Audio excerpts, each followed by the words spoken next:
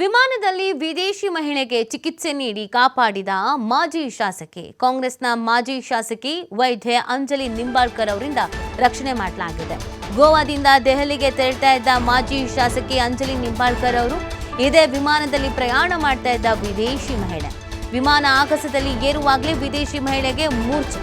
ತಕ್ಷಣ cardio pulmonary ರಿಸಸ್ಟೇಷನ್ಸ್ ಚಿಕಿತ್ಸೆಯನ್ನು ನೀಡಿದ್ದಾರೆ ಅಂಜಲಿ. ಪೈಲಟ್ಗಳ ಜೊತೆಗೆ ಮಾತುಕತೆ ನಡೆಸಿ ವಿಮಾನ ಲ್ಯಾಂಡಿಂಗ್ ಮಾಡಲಾಗಿದೆ.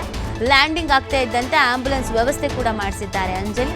ಲ್ಯಾಂಡಿಂಗ್ ಆದ ತಕ್ಷಣ ವಿದೇಶಿ ಮಹಿಳೆಗೆ ದೆಹಲಿಯ ಆಸ್ಪತ್ರೆಗೆ ರವಾನೆ ಮಾಡಲಾಗಿದೆ.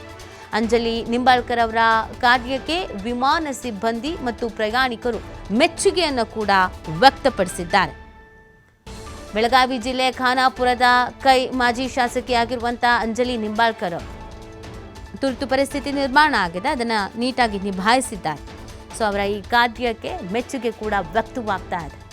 ಒಮ್ಮೊಮ್ಮೆ ನಾವು ಮನೆಯಲ್ಲಿದ್ದಾಗ ಅಥವಾ ನಾರ್ಮಲ್ ಆಗಿ ರಸ್ತೆಯಲ್ಲಿ ಓಡಾಡುವಾಗಲೇ ಈ ಥರದ್ದು ಪ್ರಸಂಗ ಎದುರಾಗ್ಬಿಟ್ರೆ, ಪರಿಸ್ಥಿತಿ ನಿರ್ಮಾಣ ಆದರೆ ಕೈಕಾಲಾಡಲ್ಲ. ಅಂಥದ್ರಲ್ಲಿ ವಿಮಾನದಲ್ಲಿ ಪ್ರಯಾಣ ಮಾಡುವಾಗ ಸಹಜವಾಗಿಯೇ ಆತಂಕ ಆಗತ್ತೆ, ಭಯ ಆಗತ್ತೆ. ಬಟ್ ಇಲ್ಲಿ ಇವರು ವಿಚಲಿತರಾಗಿಲ್ಲ. ಡಾಕ್ಟರ್ ಅಂಜಲಿ ನಿಂಬಾಳ್ಕರ್ ಅವರು ನೀಟಾಗಿ ಇದನ್ನು ಹ್ಯಾಂಡಲ್ ಮಾಡಿದ್ದಾರೆ.